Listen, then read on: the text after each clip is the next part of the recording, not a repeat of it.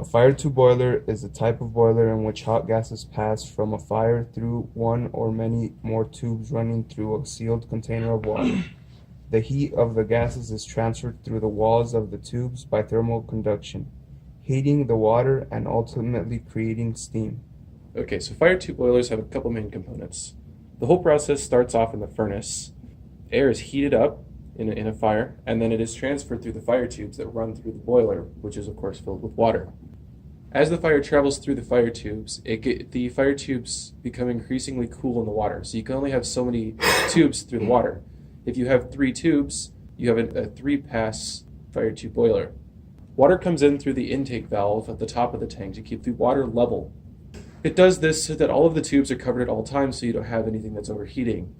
As water is heated, to relieve the pressure, an exhaust valve is placed above the water at the top of the tank for steam to exit. So, some of the pros and cons working with fire tube boilers is that it works best in single buildings and smaller places. It is usually used for industrial purposes rather than the heating of buildings. It is less expensive, 50 to 60% the cost of a regular water tube boiler. Easy to clean, it can be maintained from the outside of the unit. Some of the cons of a fire tube boiler is its small capacity. It cannot handle pressure over 250 psi. The steam capacity range is 5,000 to 75,000 pounds per hour. And sometimes the water leaks, especially with older boilers, often due to corrosion.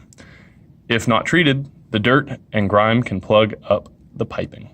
Today we're going to be talking about 4 main fire tube boiler types. First one is the horizontal return tubular. It's old and simple, boiler mounted above the furnace, and it has 2 tubes.